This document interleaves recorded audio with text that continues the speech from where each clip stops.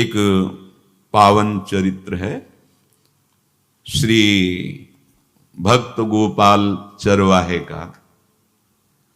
पहले ऐसा हुआ करता था कि सबकी गायें जैसे चराए तो सब लोग अन्न आदि जो है उसके घर भिजवा देते थे और गायें छोड़ देते थे।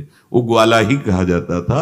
सैकड़ों लोगों की गाय चराता था और उसके घर में अन्न आदि जो आवश्यक सामग्री है भिजवा दी जाती थी। ना तो एक अक्षर वो पढ़ा लिखा था और ना कभी उसने भगवान का नाम या कोई चर्चा सुनी थी। उसके कोई परमार्थ से संबंध ही नहीं था। बस गाय चराते थे, जंगल में रहते थे, पत्नी भोजन पहुंचा देती थी और परिवार चलाने के लिए गांव के लोग दे देते थे अन्न, क्योंकि सबकी गाय चराते थे। ना तो उसको किसी धर्म का ज्ञान था, ना किसी साधना का ज्ञान था। एक दिन देखा जंगल से एक मंडली जा रही संतों के। ओ श्री राम जय राम जय जय राम, श्री राम जय राम, ऐसे कीर्तन। संत जन पहले मंडली बना के चलते थे तो नाम कीर्तन पद कीर्तन ऐसे। उसको बड़ा आनंद आया। उसको लगा कि इतने झूम झूम कर संत जन गा रहे हैं, किसी से बात नहीं की, पकड़ लिया। अब पूरा तो नहीं, बस उतना राम राम राम राम ऐसे करने लगा। देखो कई बार कहा है यदि आप बिना गुरु मंत्र के भी नाम जप करेंगे तो नाम जप आपको गुरु तक पहुंचा देगा, क्योंकि गुरु प्रदत्त नाम भगवत साक्षात्कार कराता है। 50 वर्ष की अवस्था लगभग हो गई थी। कभी कोई तीर्थ याटन, धर्म कार्य, शास्त्र स्वाध्याय, सत्संग कुछ नहीं। देखो कृपा, विश्वास। अब वो अलौकिक ढंग से नाम में मिठास लगने लगी उसको, तो जोर जोर से कभी कभी नाच पड़ता, चरवाहा है ना, गाता, तो और जो लोग थे उसका उपहास करते। अरे नरक में भी ठौर नहीं मिलेगी, जिंदगी में कुछ पुण्य नहीं किया, ये ऐसे लोग बहुत उपहास करने वाले। ऐसे करने से क्या मिलेगा, नाम से कुछ हो जाएगा। उसने कहा हमने तो कभी सोचा ही नहीं कि कुछ होगा, हम तो ऐसे ही गा रहे हैं। पर ये लोग उपहास कर रहे हैं, क्या गलत है क्या ऐसा गाना? जब तक दृढ़ ज्ञान नहीं होता तब तक माया फिसला सकती है। उसने कहा कि हम किसी लाभ के लिए, बैकुंठ जाने के लिए या कोई लाभ के लिए नहीं जपते, हमें तो अच्छा लगा, वो गा रहे थे संत जन तो हम गाने लगे। क्या सही में आप लोग समझते हैं कि ये गलत है? उनका तुम मूर्ख हो, तुम्हारी क्या समझ में आए? और उपहास करते उसका। उसके मन में एक बात आई, कोई ये प्रमाण दे दे मुझे कि ये जो मैं संतों के मुख से सुना नाम, ये परम सत्य है, ये परम सुखकारी है और इससे क्या वैकुंठ मिल जाएगा? कोई तो मिले मुझे। और जब किसी के हृदय में ऐसी आकांक्षा होती है तो वही मिल जाते हैं जो सबके हृदय की जानते हैं।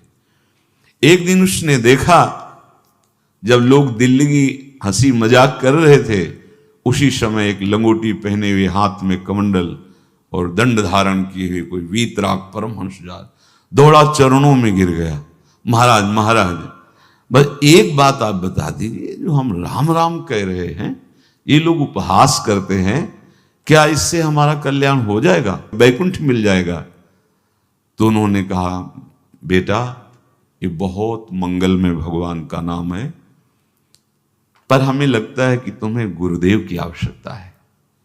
यदि तुम गुरु कृपा पात्र बन जाओ तो इन उपहास करने वालों की बातें तुम्हारे मन में नहीं लगेंगी और निश्चित तुम्हें भगवत साक्षात्कार हो जाएगा। तो पैर पकड़ लिया और कहा महाराज आप ही गुरु बन जाओ ना हमारे, आप ही हमें मंत्र दे दो। तो उन्होंने कहा हम तो तीर्थ यात्रा में हैं, ऐसा हम नहीं कर सकते, पर यदि तुम भगवान से प्रार्थना करोगे तो तुम्हारे कल्याण के लिए सदगुरु प्राप्त हो जाएगा।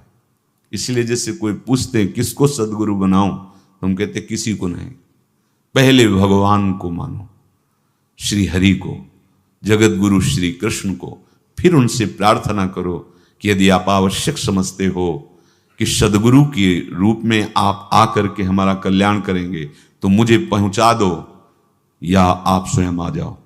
मैं नहीं खोज कर पाऊंगा, मेरी वो दृष्टि नहीं है कि मैं किसी महापुरुष को पहचान सकूं। मैं तुमसे सत्य कहता हूं, सदगुरु की जो शरण में हो गया तो उसके जीवन नौका की डांट सदगुरु अपने हाथ में ले लेते हैं। फिर उसको कोई भय, कोई उपहास, कोई लज्जा नहीं सताती।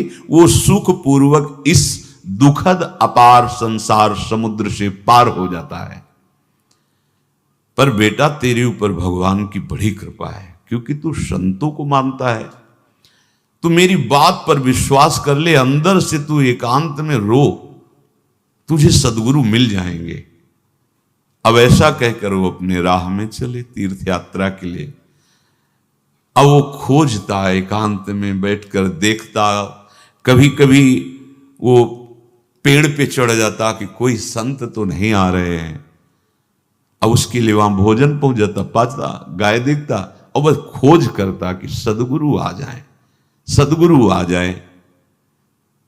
बहुत समय व्यतीत हुआ, पर उसका विश्वास नहीं टूटा कि संत ने कहा था कि तुम भावना करो कि सदगुरु आ जाएंगे।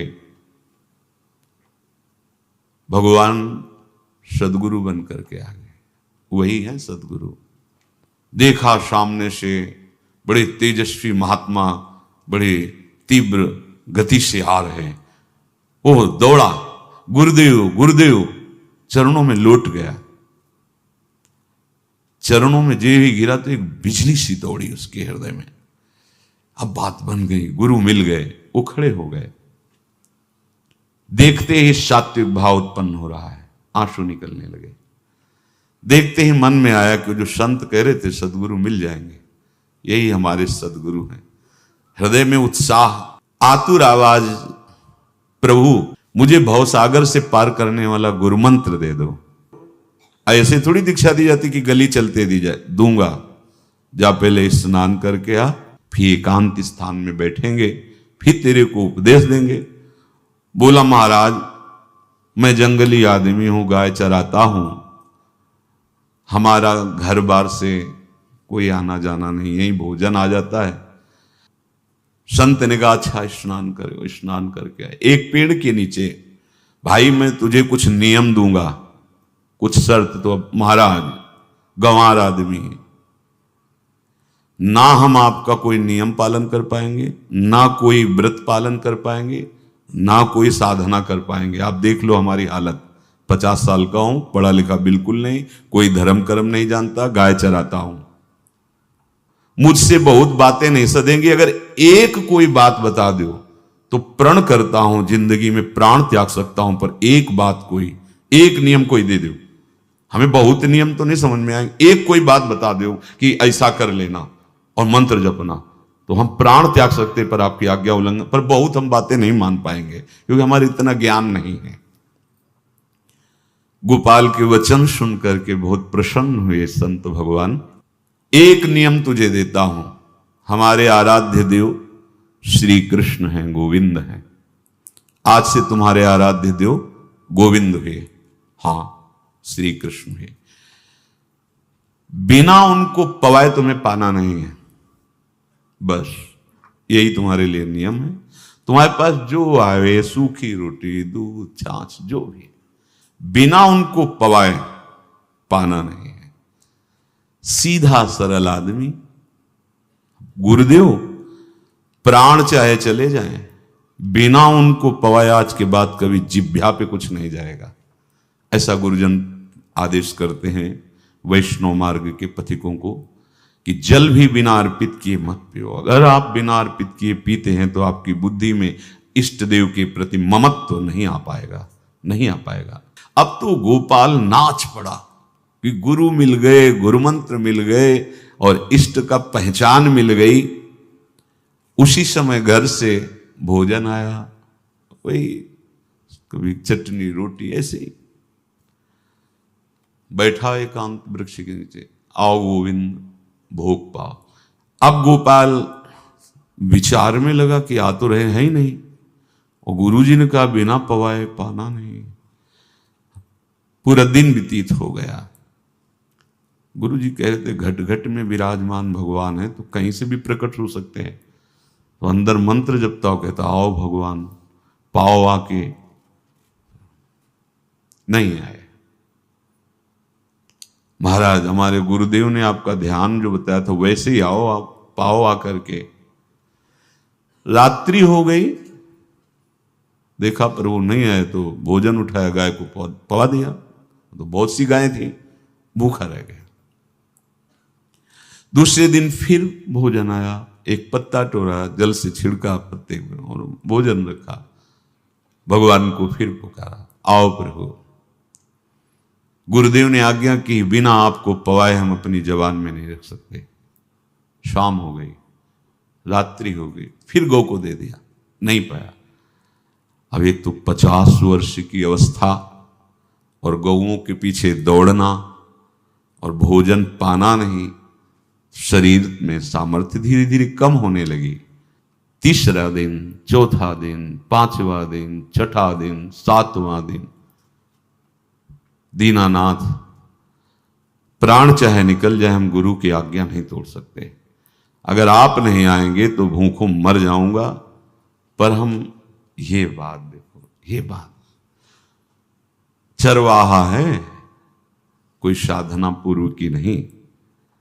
गौ सेवा के प्रताप से उससे संतों में प्रीति हो गई, नाम की कृपा से, गुरु की कृपा से नामी की प्राप्ति की चाह। ऐसे कई दिन व्यतीत होते गए, अस्थि मात्र होए रहे शरीरा।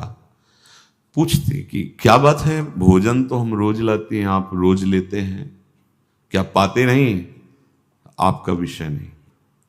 शिक्षा मिलती है, यहां अपने गुरु उपदिष्ट साधन को किसी से बताना नहीं चाहिए। गुरु उपदिष्ट साधन जब तक सिद्धावस्था ना पहुंच जाए तब तक गुप्त रखा जाता है। जो जैसे आप सत्संग सुन रहे हो, इसमें कोई वचन आपको लगा, पकड़ लिया, अब वो जीवन में तभी बोलना है जब उसका प्रभाव हमारे जीवन में आ जाए। नहीं ऐसे नहीं बोलना, नहीं तो निकल जाएगा। और अगर रोक लिया तो मंथन करेगा अंदर और आपको उसमें स्थित कर देगा। एक भी शब्द नहीं बताया कि हमारी गुरु दीक्षा हो गई, गुरु जी ने कहा था पवा के पाना, और इतने दिन हो गए भगवान तो आ नहीं रहे, इसीलिए हम पा नहीं रहे, तो हमारी ये दशा है। देखो आज का समय ऐसा है कि प्रगट में सब इंद्रियों के पोषण की व्यवस्थाएं भगवान दी, चाहे गृहस्थ हो चाहे विरक्त हो, लेकिन क्या हमारे अंदर निष्ठा है ऐसी? सबरी जी जब उनके गुरुदेव पधारने लगे तो चरणों में रो के गिरे कि प्रभु इस पूरे विश्व में मुझ अधम को सिर्फ आप ही प्यार करने वाले, आप ही ने दुलार करके मुझे रखा, नहीं सब जगह ठोकर मिलती, कोई भी संत महात्मा हमारी तरफ देखना नहीं चाहते, और प्रभु आप जा रहे हो, आप कैसे जीवन? जानते हो क्या कहा? हम तो भजन के प्रभाव से भगवान के धाम जा रहे हैं बेटा, भगवान स्वयं चलकर तुम्हारे पास आएंगे। सबरी जी बहुत वर्षों तक कभी गुरु के वचनों पर अविश्वास नहीं हुआ, क्यों कहते थे भगवान आएंगे, रोज पावड़े डालती हूँ, सोहनी लगा के जल छिड़कती हूँ, रोज लगता है फुसला तो नहीं दिया गुरु जी ने? नहीं, गुरु के वचन भगवान आएंगे।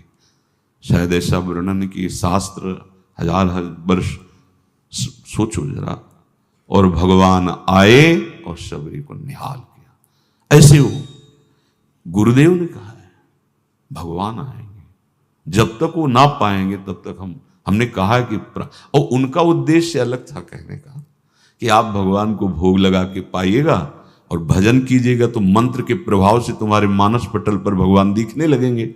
ऐसा होता है, पर वो सीधा आदमी सीधा समझा, जब तक भगवान नहीं पाएंगे तब तक हमें नहीं पाना। 18 दिन बीत गए, कुछ ना खाना ना पीना। गोविंद भी देखते हैं, बाल भक्त ओम प्रकाश जी महाराज यही अपने चामुंडा के पास से उधर, बहुत नामनिष्ठ महात्मा, बाल भक्तों में बहुत ही मानो प्रहलाद जी ही हैं। जैसे प्रहलाद जी नामनिष्ठ भगवान निष्ठ, घट घट में भगवान को देखने वाले, ऐसे श्री ओम प्रकाश जी बाल भक्त। बड़े बड़े महापुरुष गए, हरि बाबा, उड़िया बाबा, सब बस वो यही कहते कि ये श्री कृष्ण का आदेश है। फिर शायद 50 के भी ऊपर दिन गए थे, ऐसे 70 दिन तक उस महापुरुष ने कुछ नहीं खाया, सशरीर अंतर्ध्यान हुए। आज समाधि उनकी बनी। हे, जब महत्व भगवान का जग जाता है तो शरीर का महत्व नहीं।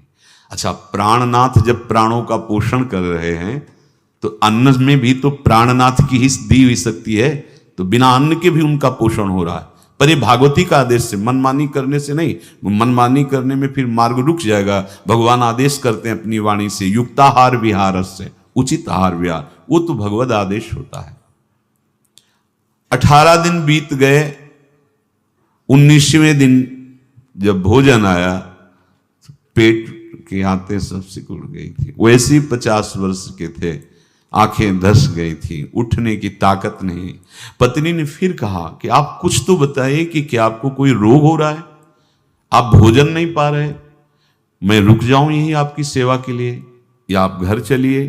कोई उत्तर नहीं, आप जाइए, हम ठीक हैं। ऐसा फिर धीरे से पत्ता लाए, छिड़का भगवान आओ पाओ आकर के। शाम हो गई, फिर गाय को दे दिया। विचार कर लिया कि अब मरना ही है, मुझ जैसे अधम के पास भगवान तो आएंगे नहीं, वो तो भगवान है, पर मैं अपने गुरु के वचन नहीं तोड़ सकता, मर चाहे जाऊं। 27 दिन व्यतीत हो गए, एक कवल भी अन्न नहीं पाया। न चलने की शक्ति थी, न पत्ता लाने की शक्ति थी, न जल छिड़कने की शक्ति थी। जिस पात्र में भोजन लाई थी, लेटे ही लेटे खोला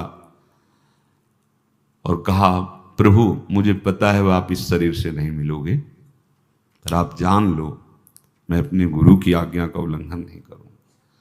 ये मतलब जितने महान हुए हैं सब निष्ठाओं में निष्ठावान हुए हैं, अपने लोग फिसड्डी हैं। जरा सा कोई दुख, जरा सा कोई सुख, फिसल जाते हैं। प्राण अनंत जन्मों की बिगड़ी 27 दिन क्या होते हैं, क्या होते 27 दिन? अनंत जन्मों का जमा कूड़ा करकट भगवान साफ कर रहे हैं। ये जो तन्मयता, गुरु निष्ठा, जो प्राण भूख से व्याकुल, सब भस्म हो रहे हैं पाप अनंत जन्मों के। अनंत जन्मों, जैसे हम सोचे कि भगवान इतने निर्दयी कैसे हैं? नहीं निर्दयी, आत्मा को कुछ फर्क नहीं पड़ता। और शरीर ने जो किए हैं जन्म जन्मांतरों के, वो निष्ठा के कारण दुख नहीं पहुंचेगा। निष्ठावान को दुख नहीं पहुंचता, वो आपको दिखाई देगा दूर से, उसको दुख नहीं पहुंचता, क्योंकि निष्ठा का कवच है, वो कभी कोई भेद नहीं सकता। किसी भी माया के यंत्र में ताकत नहीं कि निष्ठा को भेद सके, उसी को निष्ठा कहते हैं, नहीं भेद पाई। 27वां दिन है, पति की दशा देख करके कहा, स्वामी अब तो आप कहोगे भी तो मैं नहीं जाऊंगी, हम आपकी दशा, इशारे से कहा आज भर चली जा, क्योंकि उसको लग रहा था आज प्राण निकल जाएंगे। आज भर चली जा, फिर कल से जैसी तेरी आज चली जा। इशारे से, बोलने की भी सामर्थ्य नहीं थी। गोपाल के आंसुओं की धारा चल रही, पड़े पड़े धीरे से खोला जो भोग है, और अंतस्थल, आज बोल भी नहीं पा रहे, अंतस्थल से कह रहे, प्रभु अब चाहे आके पालो या लिवा जाके पवा देना, देख लो आप, आखिरी है, आके पालो या लिवा जाना, अपने यहां पवाना, क्योंकि हमारे यहां तो पाए नहीं आप। बड़े प्रेम से अंदर से आवाज आई, गोपाल। आंख खुली, क्योंकि बोलने की हिम्मत ने, ये अंदर से प्रार्थना की थी, गोपाल वो अमृतमय। गुरुदेव ने कहा था कि उनकी वाणी से अमृत बरसता है। एकदम आंख खुला, देखा वही पीतांबर, वैसे ही मोर मुकुट, वही मुरली, वही करधनी, वैसे नूपुर, वैसे ललित त्रिभंगी। गुरुदेव ने जैसा वर्णन किया था वैसा ही सुंदर रूप गोपाल के सामने। प्रभु मुखमंडल की मनोहरता देखकर निहाल हो गए, ये निहाल कर देंगे। थोड़ी पीड़ा सहना सीखो, सहत सहत बाढ़े भगति, ग्रह तन गुरु हितगार, ग्रह तन गुरु हितगार, हार अपनी करिमा। सेवक जी कह रहे हैं, देखो गृह तन गुरु हित गार हार अपनी कर्म, तन मन प्राण गुरु वचनों पर न्यौछावर, जो भी सहना पड़े सहूंगा। मिल गए प्रभु, प्रभु दूर नहीं है। प्रिया प्रीतम बहुत कृपालु हैं। मानो करोड़ करोड़ काम की सौंदर्यता को हे करते हुए प्रभु के लावण्य का प्रकाश हो रहा है। मनहारिणी मुरली, जैसे कहा था अधरों में वैसे अधरों में विराजमान। अच्छा, खास बात ये, ना कोई गाय देख पा रही, नहीं कोई और चरवाहा देख पा रहा है। ये भगवान, जैसे इस सभा में किसी से बात करें भगवान, किसी से मिले तो पास बैठा व्यक्ति भी नहीं देख पाएगा, ना जान पाएगा, क्योंकि प्राकृतिक इंद्रियां, प्राकृतिक शरीर, और वो चिदानंद में, वो तो जिसको दर्शन देंगे तो पहले दृष्टि प्रदान करते हैं। भगवान जिससे मिलते हैं पहले दृष्टि प्रदान करते हैं, तो गुरु रूप से दृष्टि प्रदान। ये जो अंतर में पुकारा ना, वो अंतर दृष्टि खुल गई, सामने देखा। इतना सुंदर विश्व मोहिनी भगवान श्री हरि का ललित त्रिभंगी रूप कि गोपाल की आंखें नहीं टिकी। इतना सुंदर रूप, आंखें भगवान के तेज के आगे बंद हो गई। जो भी बंद हुई तो देखा मानस पटल पर वैसे ही ललित त्रिभंगी। फिर खोला, देखा सामने भगवान मुस्कुराए, सामर्थ्य प्रदान की। देखो अर्जुन के साथ ही तो खेलते हैं भगवान सखा भाव से, रथाक रहे हैं, लेकिन भगवान का विराट स्वरूप देखने की सामर्थ्य अर्जुन में थी क्या? दिव्य दृष्टि प्रदान की। फिर भी कांप रहे थे अर्जुन जी भगवान की दिव्य दृष्टि संपन्न नेत्रों से उस विराट महिमा को देखकर कांप रहे थे अर्जुन। ये तो माधुर्य रूप प्रभु का है। उसने मानो इशारा किया प्रभु को कि हमारी सामर्थ्य में सकिल कर आ जाऊं, नजदीक आप आ जाओ। आ गए, अपना माथा प्रभु के चरणों में रखा, आंसुओं से भगवान के चरणों का प्रक्षालन कर रहा है। देखो गांव का गाय चराने वाला ग्वारा, जिसको कोई धर्म कर्म का ज्ञान नहीं, कोई भक्ति का ज्ञान नहीं, कोई शास्त्र का ज्ञान नहीं, भगवान ने फिर उसको उठाया और अपने हृदय से, ज्यों हृदय से लगाया, हष्ट पुष्ट स्वस्थ सब, अंतर बाहर पूर्ण, कोई पीड़ा नहीं, कोई दुख नहीं, बिल्कुल तेजस्वी स्वरूप। भगवान की स्पर्श की महान सामर्थ्य है। बाली ने बहुत मारा ना सुग्रीव को, तो कर प्रसाद सुग्रीव शरीरा, जे इस पर सारी पीड़ा गई। भगवान अमृत सावी है, भगवान दिव्य चिदानंद भाव देने वाले हैं। अब तो सुरमुनि वांछित प्रभु की छाती से लपटा हुआ है। ये ऐसा ना सोचो कि ये कहानियां हैं, ऐसा नहीं। ये सत्य विषय आप भी प्राप्त कर सकते हैं, इसी के लिए रोज सत्संग होता है। जब वो भगवान से लिपट कर छाती में अश्रु की बूंदे, तो भगवान ये था माम प्रपद्यन्ते, भगवान की अश्रु बूंदों से गोपाल का अभिषेक हो रहा है। मानो सुदामा मिलन हो रहा है जैसे। भगवान को दैन्य बहुत प्रिय है। तभी भाई जी महाराज कहते हैं पद में कि बुद्धिहीन बना दो हे भगवान, हमें बुद्धिहीन बना दो। ये जो बहुत बुद्धि चलती है ना, इसके लिए दौड़ भाग है। नहीं, सीधे प्रभु हमारे हैं, हम प्रभु के हैं। नाम जप आश्रय भगवत प्राप्ति निश्चित। भगवान बोले, प्यारे गोपाल अब तो रो मत, देख मैं तेरे प्रेम में पगी हुई ये जो सूखी रोटियां हैं अभी पाता हूं। और भगवान बैठ गए और उसके घर की जो रोटी थी उसे, देखो मुझे त्रिभुवन का कोई भी भोग प्रसन्न नहीं कर सकता गोपाल, मुझे त्रिभुवन का कोई भोग प्रसन्न नहीं कर सकता। इस बात को समझो। जिनको ये भ्रम हो कि हम अधर्म से कमा के 56 भोग लगा के प्रभु को प्रसन्न कर लेंगे, तो ये बात सुनो। कह रहे मुझे त्रिभुवन का कोई भोग प्रसन्न नहीं कर सकता, मैं ऐसे ही अन्न की चाह रखता हूं। भगवान के वचन, जैसे दुर्योधन का महल का सब वैभव त्याग के, स्वागत ठुकरा के और विदुरानी जी के हाथ का छिलका पाया। मैं ऐसे ही अन्न की चाह रखता हूं, भगवान कहते हैं, बलिहारी है। कभी प्यार से एकांत में रो के इनको पवाना सीखो। भले आप इतनी कटोरी में सब्जी, 2 रोटी, और अगर दैन्य भाव से कि नाथ कहाँ आप और कहाँ, कैसे आपको पवाएगा, जो छवि है ना, पंखा करते जाओ ऐसे बीच बीच में जल पिला, देखो ना, ये था माम प्रपद्यन्ते तास्तते भजम। आप जैसा मानोगे वैसा ही वो व्यवहार करेंगे, पक्का समझ लो।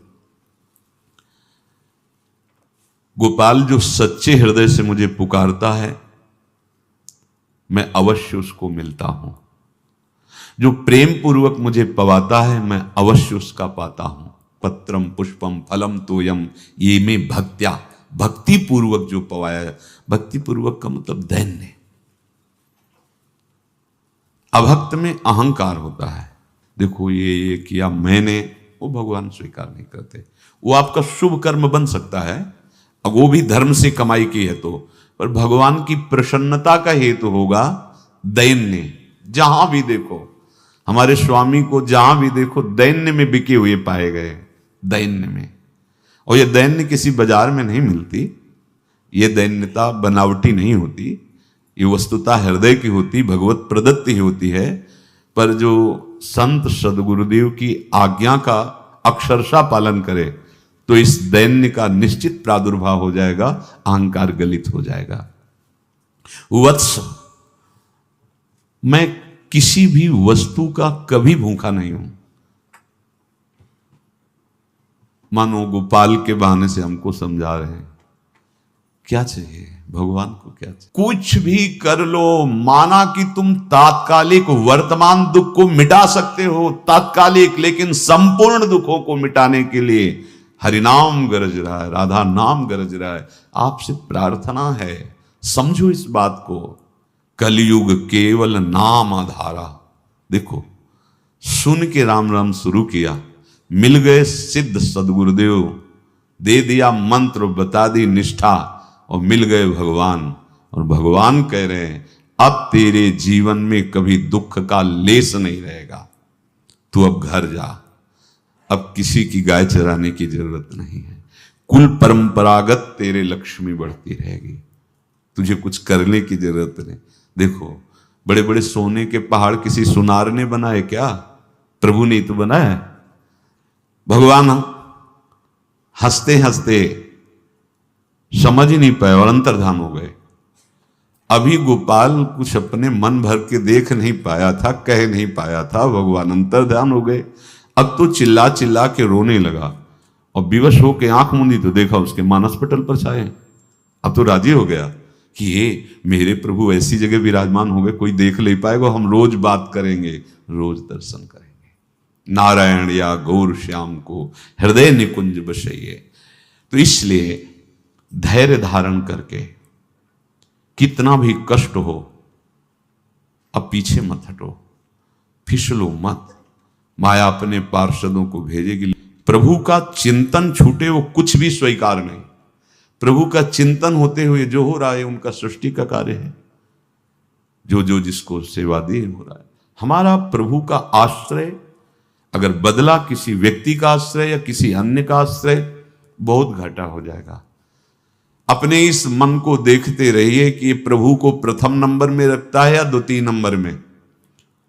हमें तो लगता है ये हो सकता है चौथे पांचवें नंबर पे रखता हो।